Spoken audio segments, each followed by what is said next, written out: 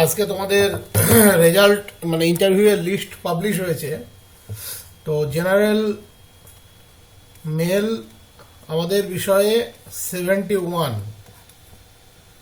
মানে কি বলা যায়, এটা মানে চূড়ান্ত অসভ্যতামি ছাড়া আর কিচ্ছু না। যে কোনো ক্যান্ডিডেট যদি 60-60ও পেয়ে থাকে, তার একাডেমিকে যদি 10-10ও হয়ে থাকে, এরকম ক্যান্ডিডেট আমাদের টোটাল 6 জন ছিল, 60-60, 10-10, সেও হবে 70, তবুও সে ডাক পাবে না। এর থেকে লজ্জার আর কিছু হতে পারে না।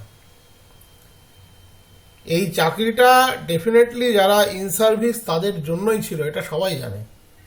কিন্তু তার মানে সেখানে একটা ফ্রেশার ক্যান্ডিডেট জেনারেল মেলে সুযোগ পাবে না, এটা ভাবতে কোথাও একটা খারাপ লাগছে। সত্যি কথা বলছি, যে তাদের হাতে অনেক রাস্তা ছিল, তারা ভ্যাকান্সি বাড়াতে পারত। যদি তাদের মনে হতো যে না, আমরা ফ্রেশারদের পরীক্ষা নেব না, নাও নিতে পারতো, কোনো অসুবিধা ছিল না। তারা 2টো পরীক্ষা নিত, যেটা ইন সার্ভিসদের সিট, সেখানে তাদের নিয়ে তাদের চাকরিটা এনশিওর করতো, একটা ফ্রেশারদের জন্য আলাদা নিত। এমনকি তারা এখনো কোথাও বলেনি যে 2025-এ এই যে ফ্রেশারদেরকে নিয়ে একটা ছেলে খেলামো হলো, যে তাদেরকে ফর্ম ফিল আপ করানো হলো, বেশ কিছু টাকা তাদের থেকে নেওয়া হলো এবং তাদেরকে সুযোগ দেওয়ার মানে রাস্তাটা পুরোপুরিভাবে স্টপ করা হলো। কটা পেয়েছে আমি জানি না, তবে ম্যাক্সিমাম কেসে কিন্তু এটাই। সাবজেক্টেও ইংলিশেও দেখলাম সম্ভবত ওবিসি বিতে 74 আমাকে একজন পাঠিয়েছে। তো তার মানে কি, তাদের চাকরি দেওয়ার ইচ্ছে নেই, এই হলো সোজা কথা। এছাড়া আর কিছু বলা যায় না, চাকরি দেওয়ার ইচ্ছা নেই ফ্রেশারদের। তো তাদের পরীক্ষা আলাদা নেওয়া যেত, একটা সেপারেট এক্সাম কন্ডাক্ট করাই যেত। একটা সেপারেট এক্সাম কন্ডাক্ট করলে সবার সুবিধা হতো, মানে ইন সার্ভিসরাও নিশ্চিন্ত থাকতো, ফ্রেশাররাও নিশ্চিন্ত থাকতো। এমনকি কোথাও একটা মাদ্রাসা হবে, নতুন একটা ছড়িয়েছে। তো গতকালকের মাদ্রাসার এত ভালো খবর, তারপরে আজকে সত্যি এটা ভাবা যায় না, মানে কিছু বলার নেই আর। তো তারা বলতে পারতো যে আমরা একটা সেপারেট এক্সাম নেবো, আমরা এই মুহূর্তে এক্সাম নেবো না তোমাদের। বা তারা এটাও বলেনি যে 26-এর আগে আরেকটা এক্সাম নেবো, এটাও এনশিওর করেনি। হয়তো বা এটা বলতে চলেছে, সেটা পরের কথা, কিন্তু তাহলে তো ফ্রেশারদের পরীক্ষায় বসাতেই হতো না। এই যে নাটকটা হলো, এটা খুব বাজে হলো যেটা হলো।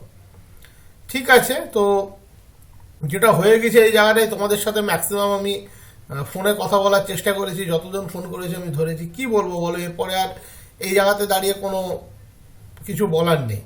তোমাদের মনে থাকবে, তোমরা আমাকে বারবার জিজ্ঞেস করে স্যার কাট অফ কত হতে পারে। আমি বারবার বলেছি যে এই মুহূর্তে জিজ্ঞেস করো না, তোমরা বুঝতে পারবে কিছুদিনের মধ্যে। কিন্তু আমি এটা এক্সপেক্ট করেছিলাম যে কাট অফ খুব নিচে নামবে না। অনেকে ইউটিউবে অনেক প্রেডিকশন দিয়েছে 38, 34, 42, আমি কোনোদিন এগুলো বলিনি। কিন্তু আমি এইটা কোনোদিন এক্সপেক্ট করিনি যে কাট অফ 71 হতে পারে। এটা যদি 64 হতো, তাও একটা সান্ত্বনার জায়গা ছিল। কারণ 11-12-এর যে ইন সার্ভিস, তাদের মধ্যে অনেকে আছে তারা আগের চাকরিতে ফিরে গিয়েছে। আগের চাকরি মিনস তারা অন্য চাকরি করতো। আমাদের চেনা জানাই বেশ কয়েকজন আছে যারা 2011 থেকে চাকরি করতো, 2016-তে চাকরিতে জয়েন করেছিল, ইনক্রিমেন্ট লস করে পরে কোর্ট অর্ডারে ইনক্রিমেন্ট পায়। তখন যিনি শিক্ষামন্ত্রী ছিলেন তার সাথে দেখা করে এবং তারা কোর্ট অর্ডারে আবার ইনক্রিমেন্ট পায়। তারা কিন্তু আগের এতে ফিরে গিয়েছে। কয়েকজন স্কুল ইন্সপেক্টর পোস্ট থেকে এসেছিল, তারা ফিরে গিয়েছে। কয়েকজন গভর্নমেন্ট স্কুল থেকে এসেছিল, তারা ফিরে গিয়েছে। ভ্যাকান্সি কয়েকটা হয়েছিল, এমন নয় যে ভ্যাকান্সি হয়নি। এইবার এই মার্কসটা দেওয়াতে যারা 9-10-এর ডেপুটেড ছিলেন, তারাও কিন্তু মার্কসটা পেয়েছে এবং তারাও ইন্টারভিউ এসেছে। ঠিক আছে, এটাও ভালো খবর। কিন্তু সবথেকে খারাপ খবর হচ্ছে এই জেনারেল মেল 71, এটা আনএক্সপেক্টেড ছিল।